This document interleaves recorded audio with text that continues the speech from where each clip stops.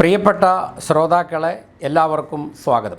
ഒരു വാർത്ത നിങ്ങളുടെ ശ്രദ്ധയിൽപ്പെടുത്തിക്കൊണ്ട് തുടങ്ങാം. ഉള്ളാൾ ദർഗ ഉറൂസിന് കർണാടക സർക്കാർ 3 കോടി അനുവദിച്ചു. DK ശിവകുമാർ വക 50 ആടുകളും. മംഗളൂരു ഉള്ളാൾ ദർഗ ഉറൂസിന് കർണാടക സർക്കാർ 3 കോടി രൂപ ഗ്രാൻറ്റ് അനുവദിച്ചു.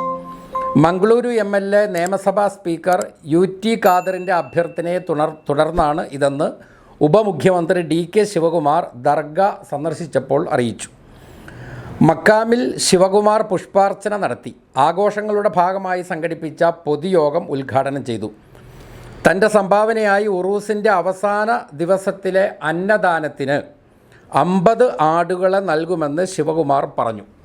അൽഹംദുലില്ലാ, സുന്നത്ത് ജമാഅത്തിനെ സംബന്ധിച്ചിടത്തോളം അഭിമാനത്തിൻ്റെയും സന്തോഷത്തിൻ്റെയും ഒരു മുഹൂർത്തമാണിത്.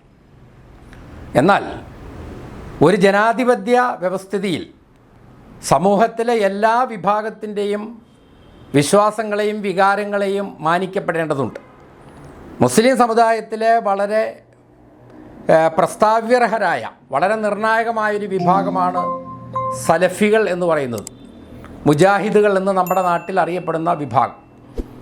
അപ്പോൾ അവർക്കും നെയ്ച്ചോറും പോത്തിറച്ചിയും ഒന്നും തിന്നാൽ കയ്ക്കുകയില്ല എന്നുള്ളതാണ് DK ശിവകുമാറും അതുപോലെ ഇന്ത്യ സഖ്യവുമായി ബന്ധപ്പെട്ടവരും എല്ലാം മനസ്സിലാക്കേണ്ടത്.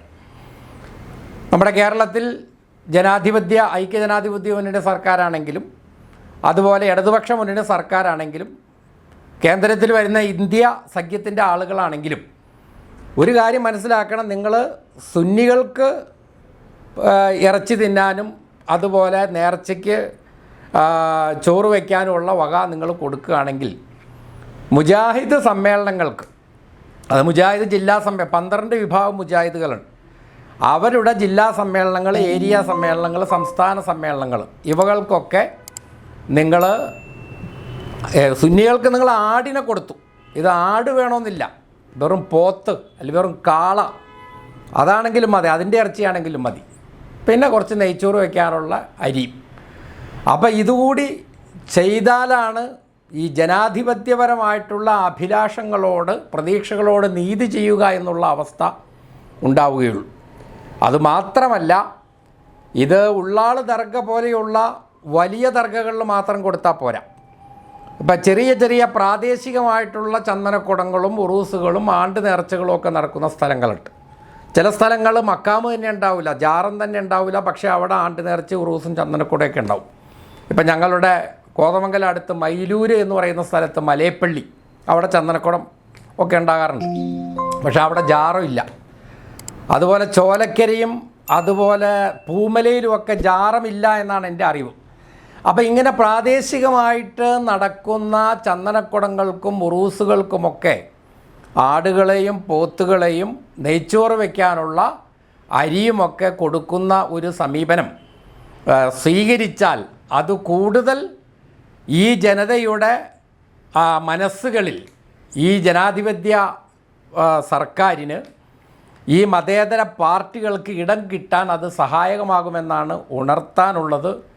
അതുപോലെ തന്നെ നിലവിൽ ഈ ജാറങ്ങളില്ലാതെ ചന്ദനക്കുടം നടത്തുന്ന സ്ഥലങ്ങൾ, അവിടെ ജാറങ്ങളില്ലാത്ത ആ ഒരു പരിമിതി പരിഹരിക്കാനും നിങ്ങളുടെ ചില ഇടപെടലുകൾക്ക് കഴിയും. കാരണം ആർക്കിയോളജിക്കൽ വകുപ്പ് ഒന്ന് മനസ്സ് വെച്ചാൽ, ഒന്ന് ഖനനം നടത്തിയാൽ അവിടെ ജാറം കണ്ടെത്തുന്നതിനും അല്ലെങ്കിൽ ജാറം പണിയുന്നതിന്